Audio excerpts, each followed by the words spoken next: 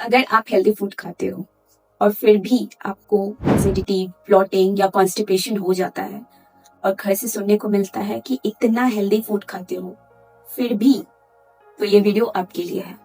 जब मैं healthy food खाना स्टार्ट किया तो मुझे लगता था कि मैं इतना हेल्दी फूड खा रही हूँ फिर भी मेरा एसिडिटी ठीक क्यों नहीं हो रहा है। पता चला कि मेरा तो गट स्ट्रॉन्ग ही नहीं है, तो जितना भी हेल्दी फूड खा लूँ वो तो फूड डाइजेस्ट ही नहीं कर पाएगा। और इसका रूट कॉज था स्ट्रेस। हमारी बॉडी में एक नर्व होता है, वेगस नर्व, जो गट और माइंड दोनों को कनेक्ट करता है। ये नर्व का काम क्या होता है? जब हमारा बॉडी शांत होता है, सेफ फील करता है, तब ये नर्व बॉडी को सिग्नल देती है कि खाना डाइजेस्ट करो।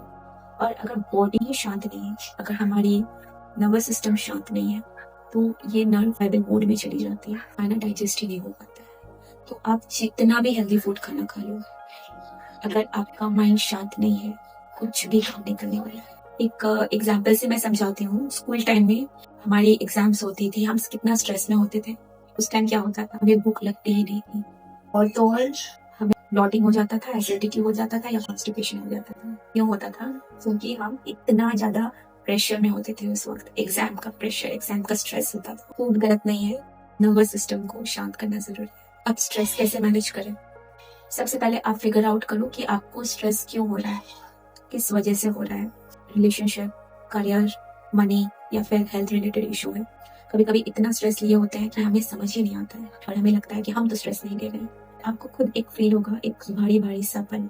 जब सोते भी होगे ना, रिलैक्स नहीं रहता होगा, कसर भारी भारी सा महसूस फील करता होगा। आप सो रहे हो, डीप स्लीप भी नहीं हो रहा है, कि चेहरे से वो ग्लो चली गई है, आप स्माइल नहीं करते हो, बस लगता है कि मैं चुपचाप बैठा हूँ, मुझे छोड़ दो, ऐसा फील होता है। तो समझ लेना 101% आप स्ट्रेस में हो। तो इसके लिए आप सबसे पहले एक स्पेस में जाओ जहाँ ग्रीनरी हो, शांति हो, सनलाइट हो।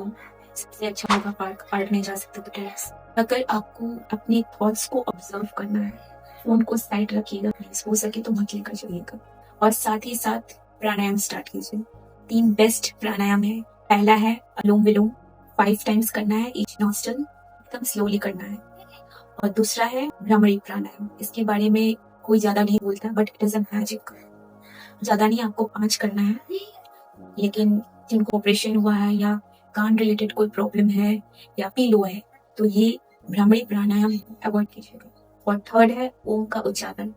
ओम का उच्चारण ही बहुत लोग गलत करते हैं। ये ओम नहीं है, ये अ उ उ है। ये उच्चारण भी आपको 5 टाइम करना है।